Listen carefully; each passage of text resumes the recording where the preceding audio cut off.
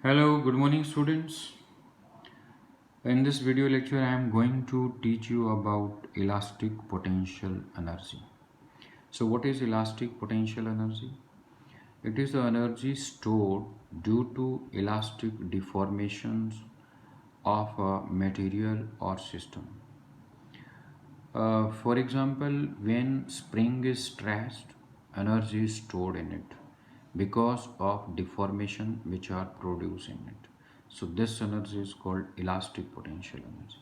So here I am going to derive an expression for elastic potential energy of a spring.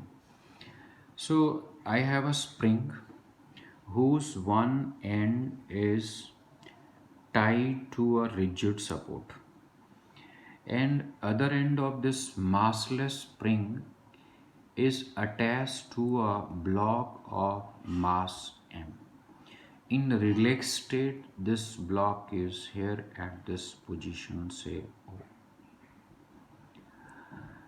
Now when block is pulled towards the right side by applying force, spring gets stressed. This position I have shown in this figure. Initially this block was here, this is called mean position. When this block is pulled and taken to this position and released, if this block is released here, then this block will automatically move towards mean position O. ये इस तरफ अपने आप ही आ जाएगा. So it means there is some force which is set up in the spring when it is stretched. When block is taken from O position to say E2 position, spring is stretched by x naught length. So in spring a force is set up and that force is pulling this block towards its mean position, which is O. This force which is exerted by the spring on the block towards its mean position is called restoring force. This force is called restoring force. According to Hooke's law, जो spring के अंदर restoring force setup हुई, पैदा हुई, it is directly proportional to increase in length of spring which is denoted by x. You may call it extension of the spring or you may also call it displacement of the block. Block यहाँ से इधर displace हो गया x not से, तो spring की लंबाई भी x नॉट बढ़ गई. सो जितना ज़्यादा आप इस ब्लॉक को मेन पोजीशन से दूर लेके जाएंगे या जितना स्प्रिंग में एक्सटेंशन ज़्यादा होगा उतनी ही रेस्टोरिंग फोर्स होगी. This is given bye Hooke's law. So this force, restoring force, which is set up in the spring is equal to minus kx. Where this k is constant of proportionality, it is called force constant or spring constant or stiffness constant. तीन नाम है इसके. Spring constant, spring factor और stiffness constant. Now if this block is released under the action of this restoring force, ये इधर आ जाएगा और इसकी वेलोसिटी बढ़ेगी बढ़ेगी बढ़ेगी बढ़ेगी और जब यहाँ पहुँच जाएगा, spring will acquire its original length, but due to inertia of motion this block will not stop here, और due to inertia of motion ये इधर आ जाएगा और जैसे ही इधर आएगा ये धीरे धीरे रुकने लगेगा और यहाँ पे ये ब्लॉक रुक गया. अगर ब्लॉक यहाँ पे रुक गया तो इट मीन्स इसके ऊपर कोई रिटार्डिंग फोर्स लग रही है. अगर बॉडी इस तरफ चल रही है, इसको रोकने के लिए, this is the direction of motion, इसको रोकने के लिए फोर्स इधर होनी चाहिए. This must be the direction of force. If motion is towards the left, then force must be acting towards this direction. तो ये ब्लॉक इनर्शिया ऑफ मोशन के कारण यहाँ से इधर आ जाएगा और धीरे धीरे इसकी स्पीड कम होगी। क्यों कम होगी? Because again restoring force will be set up in the spring. अब ये फोर्स अब इस ब्लॉक को इधर धक्का देगी, मीन्स लेफ्ट की तरफ आने से रोकेगी। So again this force is F is equal to minus k x. बस ये किधर धक्का दे रही है इस ब्लॉक को? Towards main position. और यहाँ भी ये फोर्स किधर लाना चाह रही है ब्लॉक को? Towards main position. सो ये फोर्स क्या करती है? ये ब्लॉक की डिस्प्लेसमेंट को रोकती है। अगर हम इधर ले जा रहे थे ब्लॉक को, रेस्टोरिंग फोर्स इधर थी, तो it was opposing increase in x. यहाँ पे ये ब्लॉक इधर आ रहा है और फोर्स इधर लग रही है towards main position. Again it is opposing in displacement of this block from the main position. Means ये रेस्टोरिंग फोर्स ब्लॉक को इधर जाने से रोकेगी राइट की तरफ, मीन्स एक्स की इंक्रीज को अपोज करेगी। और जब ब्लॉक इधर आने लगेगा तो एक्स -1, -3 होने लगेगा, ये फिर से फोर्स इसको इधर बढ़ने से रोकेगी। So this negative sign has been included here के दिस नेगेटिव साइन शोज के एफ अपोजेज एक्स, कि एक्स को बढ़ने से this restoring force will oppose. Now if this block stops here, again ये रेस्टोरिंग फोर्स क्या करेगी? इसको इधर पुश करेगी और इधर जाएगा, और फिर इस यहाँ पे जब पहुँचेगा तो फिर नहीं रुक पाएगा due to inertia of motion, और इधर चला जाएगा।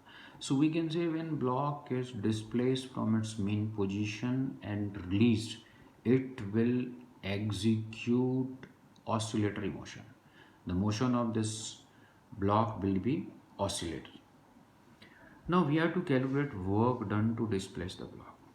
चलिए मान लेते हैं कि ये ब्लॉक ये यहाँ था here, और इसकी डिस्प्लेसमेंट थी x।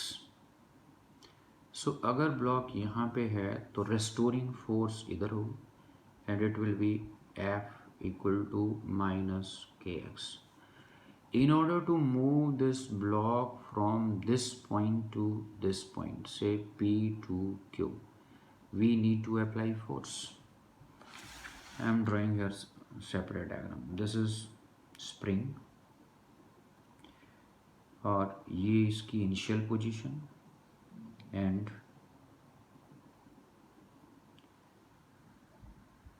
this is x.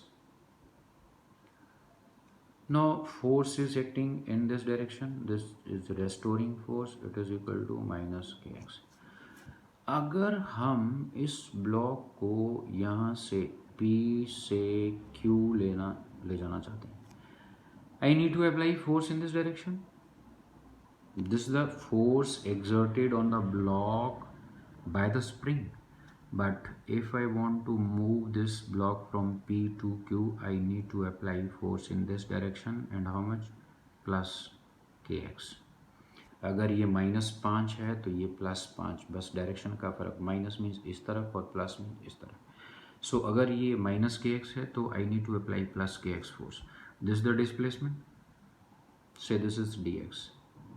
So angle between dx vector and the force applied by me is 0. So small work done to move this block from P to Q is given by this. dW is F dx. Total work done in stretching the spring from x is equal to 0 to x is equal to x naught.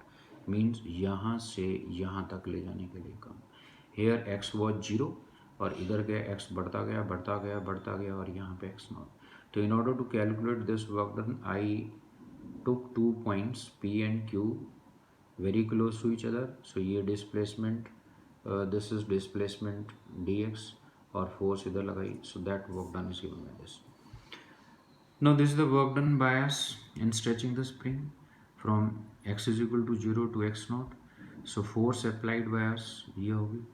ये अगर force applied by अस है तो ये है work done by us. So take k outside the integration sign because it is constant, x को x की power 1 लिख दिया, its integration ये होगा और 1 + 1 2 take it out and ये आ गया.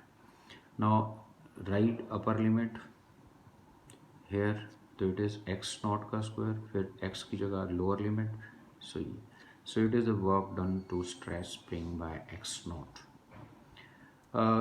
This work done in stretching the spring or producing deformation in the spring is stored in the form of elastic potential energy. So I can say कि when this block is here या when this spring is in this state, stress state, जब हम इसकी configuration change कर देते हैं तो इस चेंज कॉन्फ़िगरेशन में it has energy. If it has energy then it can do work. क्या काम कर सकता है, ये इस ब्लॉक को यहाँ से पकड़ के इस तरफ ला सकता है खींच के. सो इन स्ट्रेच्ड पोजीशन या deformed state this spring is capable of doing work, that is capable of moving this block from extreme position to mean position. So I will say कि spring के पास energy है and that energy is called elastic potential energy. So ये elastic potential energy जो spring के पास होगी it will be equal to work done. So W G इसके बराबर है. So this is expression for elastic potential energy. Now graphical method, ये this is force applied by the spring and बिल्कुल जो हमने लगाई वो इतनी होगी. This is the force applied by spring, ये force applied by us. Plot its graph, it is equation of straight line y is equal to 3x. So इसका graph जो फोर्स हमने लगाई और जो डिस्प्लेसमेंट हुई ब्लॉक की या एक्सटेंशन प्रोड्यूस हुआ स्प्रिंग में, one and the same thing. जितना ब्लॉक दूर जाएगा उतना ही स्प्रिंग में एक्सटेंशन पैदा होगा. अगर ये डिस्प्लेसमेंट से 5 सेंटीमीटर है तो ब्लॉक की डिस्प्लेसमेंट 5 सेंटीमीटर, स्प्रिंग की लंबाई भी 5 सेंटीमीटर बढ़ गई. So we can say extension भी 5 centimeter. So if I plot graph, it will be a straight line. Then take any point A on this graph. चाहे यहाँ ले लो, यहाँ ले लो, यहाँ पे. This line is called graph of force versus extension. So I took a point A on the graph. यहाँ से perpendicular drop किया AB on the extension axis. This is extension. तो ये एक्सटेंशन यहाँ 1 centimetre, 2 centimetre, 3 centimetre, 4 centimetre. Let us suppose ये extension it is x centimetre और a force 5 newton applied, 10 newton, 15 newton. तो let us suppose ये force जो है it is equal to f newton and this f is positive kx. So what is the area under this graph, this shaded area, ये निकालना है हमें. Area of triangle is half base into height. So area is half, this is height kx and base is x, so it is half kx square. और यही था हमारा formula of work done. So this is work done.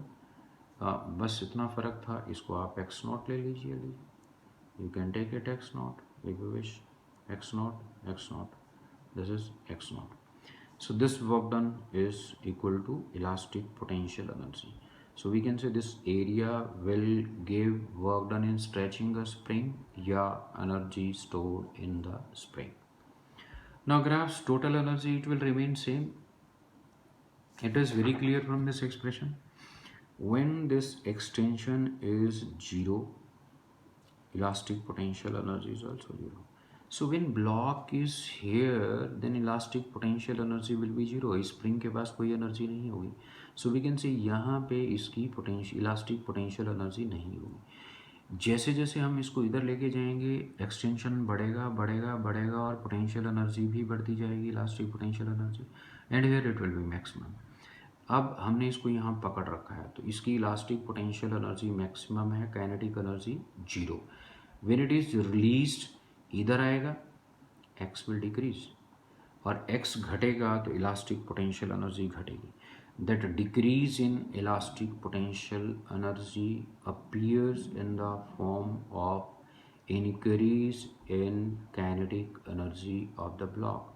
So therefore इस E2 position और O के बीच में इस block की मैकेनिकल एनर्जी हर जगह पे कांस्टेंट। इधर आ रहा है पोटेंशियल एनर्जी घट रही है, काइनेटिक बढ़ रही है, और यहाँ पे पोटेंशियल जीरो होगी और सारी की सारी एनर्जी जो यहाँ पोटेंशियल थी वो यहाँ कन्वर्ट हो गई काइनेटिक में। So if you plot graph, this is graph of total energy of the block.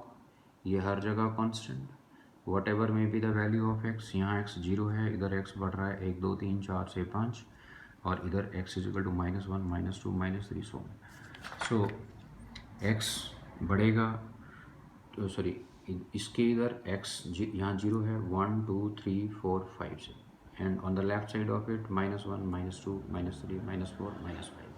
So E1 and E2 are the extreme positions of this block. So चाहे डिस्प्लेसमेंट माइनस में है या प्लस में है, total mechanical energy will remain constant. That is mechanical energy is equal to elastic potential energy plus kinetic energy.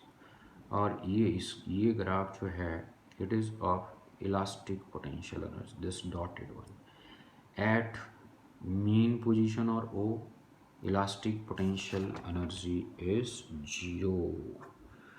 और इसका graph plot करेंगे, it will be like this is the graph, and at x mean position energy is totally kinetic. So ये यहाँ पे x is 0, energy is maximum, और ये फिर जैसे जैसे इधर आ रहा है ये towards extreme position, kinetic energy घटेगी घटेगी घटेगी, and eight extreme position it will become 0। या यू में से कि जब हम इधर आएंगे मीन पोजीशन की तरफ तो काइनेटिक एनर्जी बढ़ रही है, it is increasing, and at x is equal to 0 it will become maximum. So solid graph is of kinetic energy. So this is about calculation of elastic potential energy by graphical method.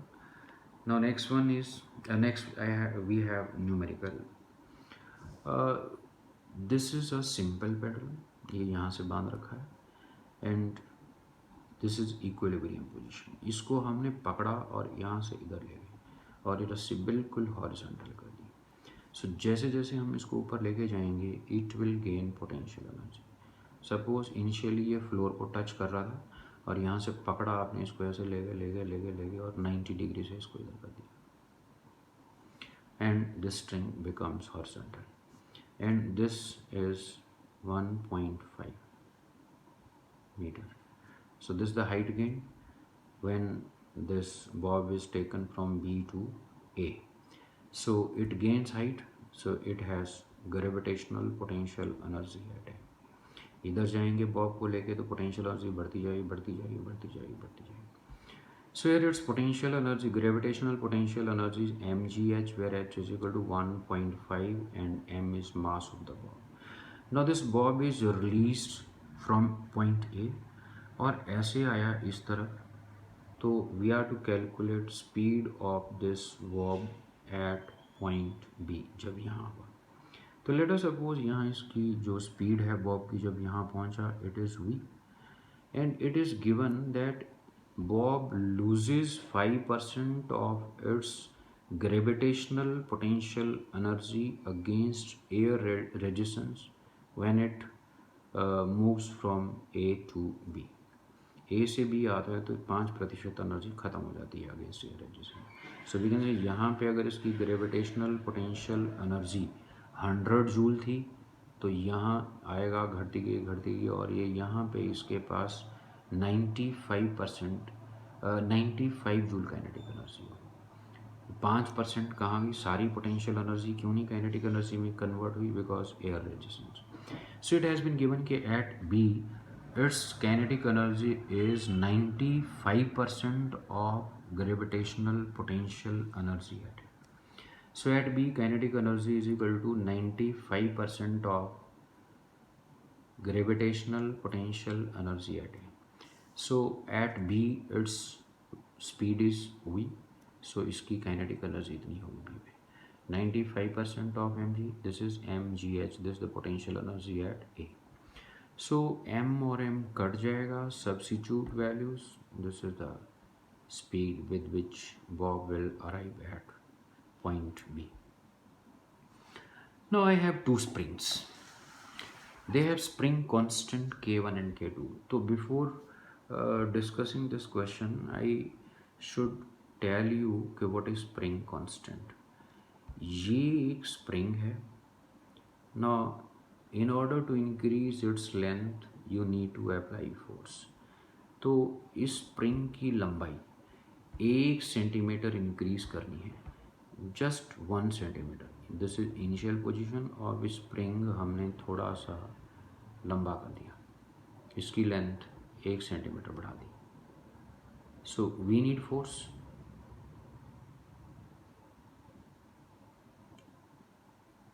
तो let us suppose हमें लगानी पड़ी ये force इस तरफ 50 Newton.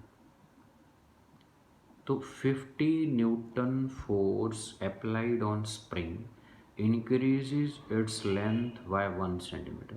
सो इसका spring constant 50 newton per centimetre कि 1 centimetre length बढ़ाने के लिए 50 न्यूटन फोर्स लगानी पड़ती है.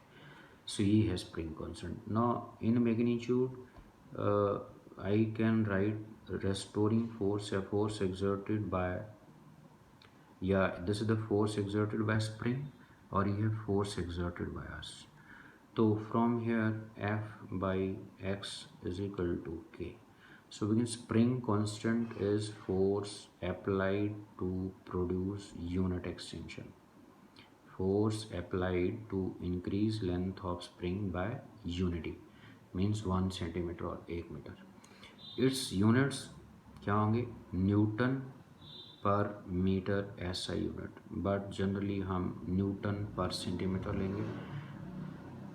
तो एक स्प्रिंग है, उसकी 1 सेंटीमीटर लंबाई बढ़ाने के लिए इतनी फोर्स लगानी पड़ती है 50 न्यूटन. एक दूसरा स्प्रिंग है, उसकी 1 सेंटीमीटर लंबाई बढ़ाने के लिए इतनी फोर्स लगानी पड़ती है 250. तो means it is hard spring. This is soft, ये नरम है. इसकी लंबाई 1 सेंटीमीटर कम फोर्स लगा के बढ़ाई जाती है और इसकी ज़्यादा फोर्स लगा. So I have two springs, one is soft and other is hard. एक का K1 स्प्रिंग कांस्टेंट है, दूसरे का K2 and K1 is greater than K2. You can say पहले स्प्रिंग का 50 न्यूटन पर सेंटीमीटर और दूसरे का दिस इज 250 या चलो 200 Newton per centimetre. Now these two springs are stressed by number 1 same force. एक स्प्रिंग ये है, या ऐसे लेता हूँ वर्टिकल, एक ये. This is of K2 is से चलिए 100 Newton per centimetre and this is 50 newton per centimetre. इसका स्प्रिंग कांस्टेंट K2.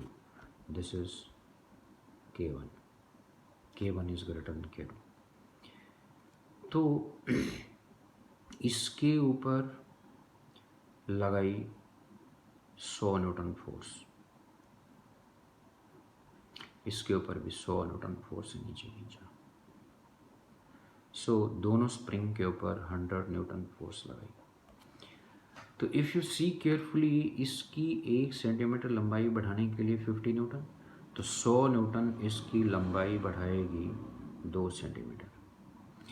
इसकी लंबाई 1 सेंटीमीटर बढ़ाने के लिए 100 न्यूटन फोर्स, तो इसकी लंबाई बढ़ेगी 1 सेंटीमीटर और फोर्स दोनों के ऊपर same.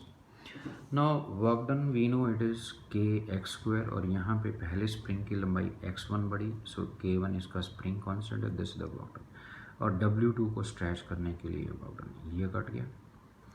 Now I can rewrite this K1x² को ऐसे लिखा जा सकता है. सो ये है रेस्टोरिंग फोर्स. इसमें रेस्टोरिंग फोर्स इज -K2x2. और इसमें restoring force will be K1 x1। इसका एक्सटेंशन 1 है, इसमें दोनों का प्रोडक्ट 100 और 100 आएगा। इसमें 2 सेंटीमीटर बड़ी लंबाई और फोर्स इसके ऊपर भी इतनी लगी, तो इसमें product K2 x2 100, K1 x1 100। So both are stressed by same force. तो F इज इक्वल, इसके लिए F is equal to K2 x2, here it is K1 x1। So ये होगी रेस्ट अप्लाइड फोर्स कह लो या रेस्टोरिंग फोर्स कह लो, ये दोनों बराबर। This is force applied on 1 number spring, force applied on 2 number spring. ये कट गई, x1/x2, x1 जो है it is less than x2, तो numerator it is x1/x2 is 1/2, it is 0.5। So it means ये 1 से छोटा, I can write x1 less than 1, so x1 x1/x2 less than 1 means W1/W2 is W1/W2 is less than. Now if they are stretched by same length, इसकी लंबाई जितनी बड़ी उतनी, जितनी बढ़ाई उतनी ही लंबाई इसकी बढ़ाई से, इसकी 5 सेंटीमीटर बढ़ाई, इसकी भी 5 सेंटीमीटर। इसकी 5 सेंटीमीटर लंबाई बढ़ाने के लिए you need to apply 250 newton force, इसकी 5 सेंटीमीटर लंबाई बढ़ाने के लिए you need 500 newton force. So now both the springs are stressed by same amount. So we know W1/W2 यह होगा, हाफ कट गया। नाउ एक्सटेंशन दोनों में सेम, पहले स्प्रिंग में भी x सेंटीमीटर लंबाई बढ़ाई, सेकेंड की भी x बढ़ाई, ये भी कट गए। Now I am left with K1/K2। So K1 बड़ा है, सो न्यूमिनेटर बड़ा है, तो ये ग्रेटर देन 1 आएगा। So it means W1/W2 is greater then 1 और W1 is greater then W2। So that's all about elastic potential energy और इसके जो न्यूमेरिकल थे। कल हम आगे पढ़ेंगे। So thank you for watching.